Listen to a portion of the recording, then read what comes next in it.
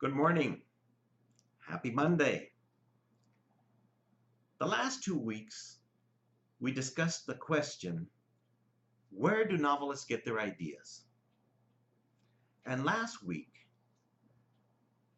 I used Bernardo and the Virgin, my first published novel, as a case study.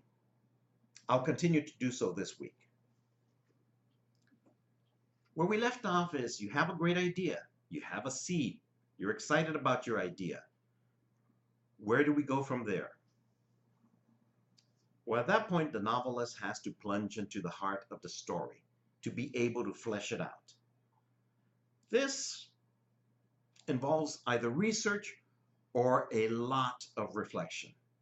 In my case, it was research. Since I write about factual events and fictionalize them, I need to do historical and cultural research. But let's take J.K. Rowling of Harry Potter fame. She had to create a universe of wizardry with rules and regulations for consistent governance. And she needed to be absolutely on the money and consistent every time. If not, the readers would, if she hadn't, the readers would not buy her story. Now you think, it's a lot of work. J.K. Rowling filled out, by her own admission, countless notebooks, and she has them all there, organized very nicely with the rules of that world. But if you believe in what you're doing and you have faith in your story, this part ends up being a lot of fun. Now, in my case, there were 3 things I needed to learn. First, Nicaraguan history and culture. And Nicaraguan history had been a passion for me since adolescence, but I still needed to beef up a lot more. Fortunately, there were plenty of books about Nicaraguan history because in the 1980s, it had become a vortex of international conflicts and was written about quite a bit. And regarding the culture, all I had to do was keep my ears and eyes open and ask questions what I needed to, and I would get answers to various aspects of the culture that were still not within my grasp. The other thing I needed to learn a lot about, and it surprised me because I didn't anticipate it, was Catholicism. And of course, I was going to write about the apparition of Mary.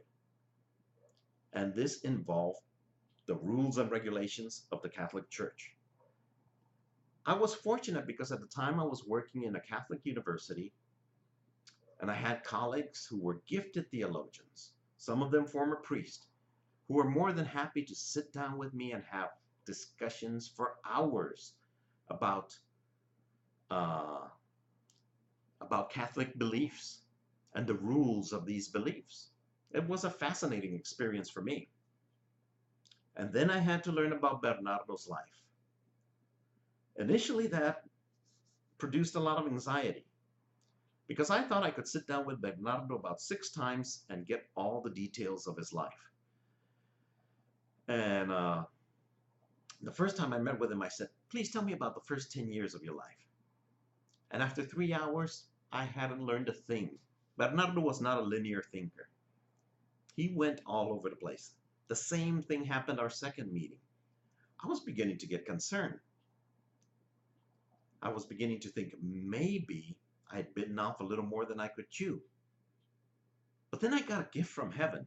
About 3 weeks after my last meeting with him, this book was published.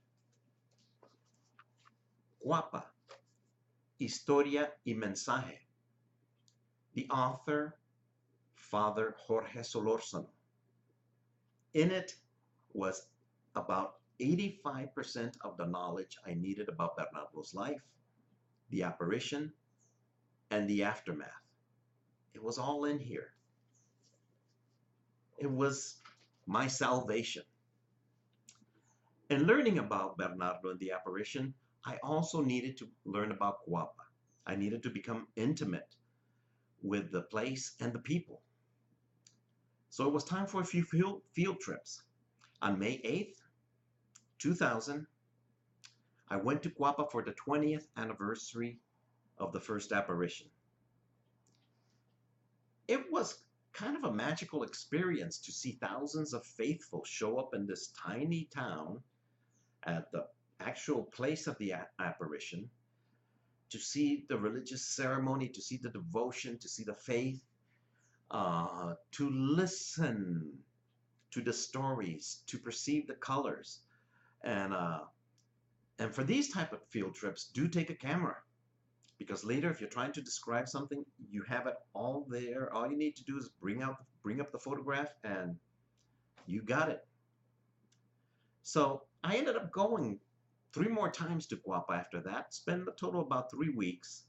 Everyone I spoke to who lived there had been impacted in one way or the other by Bernardo's vision.